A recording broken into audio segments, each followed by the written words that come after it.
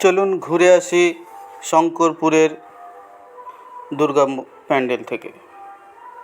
আমরা ধীরে ধীরে এগিয়ে যাচ্ছি শঙ্করপুরের প্যান্ডেলের দিকে। আমরা মেন গেট চলে এসেছি। এখানে মেন গেট আপনারা দেখতে পাচ্ছেন, দীঘার জগন্নাথ ধামের আদলে তৈরি হয়েছে এখানে প্যান্ডেল। তো আমরা এই মেন গেট আমরা প্রবেশ করলাম, করে আমরা সামনের দিকে এগিয়ে যাচ্ছি। প্রচুর লোকের সমাগম। যারা দেখতে পাননি বা যারা যেতে পারবেন না, এই ভিডিওর শেষে রুট ম্যাপ দেয়া আছে, অবশ্যই শেষ অবধি দেখবেন। এবং আমি অবশ্যই বলবো যে আপনারা ঘুরে আসুন।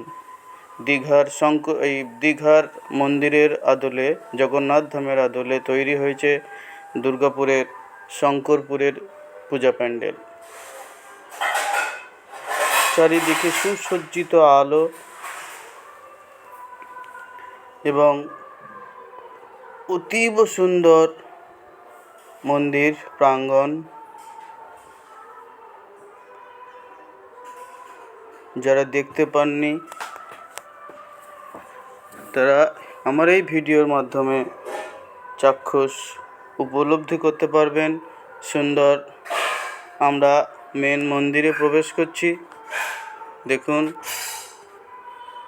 দীঘার জগন্নাথ ধামের আদলে তৈরি শঙ্করপুরের মন্দির।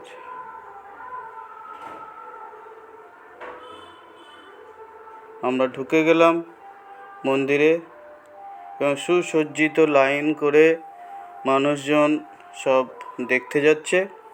আপনাদেরও লাইন করে যেতে হবে সুন্দর করে, তবেই আপনারা দেখতে পাবেন। এখানকার ভলেন্টিয়ার্স বা প্রশাসনিক ব্যবস্থা খুব সুন্দর। কোনো রকম হুড়োহুড়ি করবেন না। ধীরে ধীরে আমরা পৌঁছে গেলাম পূজা প্যান্ডেলে। দেখুন, খুব সুন্দর। যারা এখনও দীঘার জগন্নাথ ধাম দেখতে পাননি, তাদের কাছে এটি একটি সুবর্ণ সুযোগ।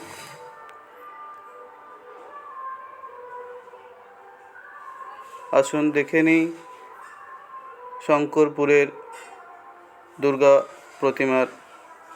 দুর্গা প্যান্ডেল।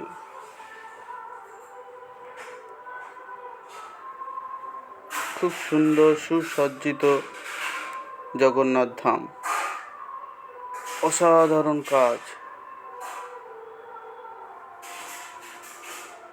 আপনারা যারা দেখতে পাননি, দেখে নিন এবং উপভোগ করুন। যারা যেতে পারবেন, অবশ্যই আমি বলবো একবার ঘুরে আসবেন। যারা যেতে পারবেন না, আমার এই ভিডিওতে সমস্ত খুঁটিনাটি দৃশ্য তুলে ধরা হয়েছে, আপনারা দেখতে পাবেন। আমরা ঢুকে গেলাম প্যান্ডেলের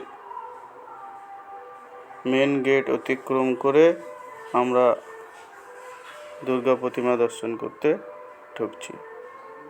প্রচুর লোকের সমাগম এখানে।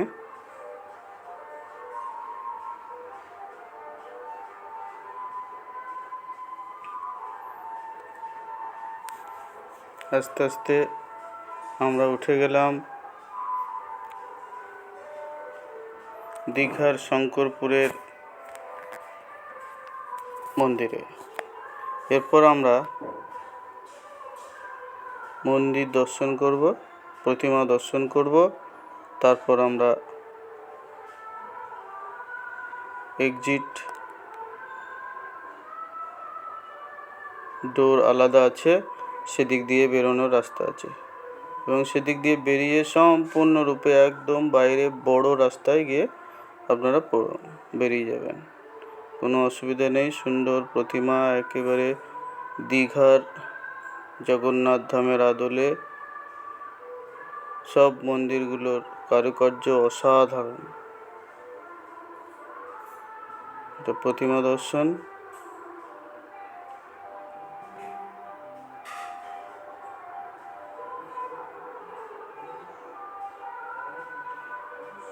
উপরে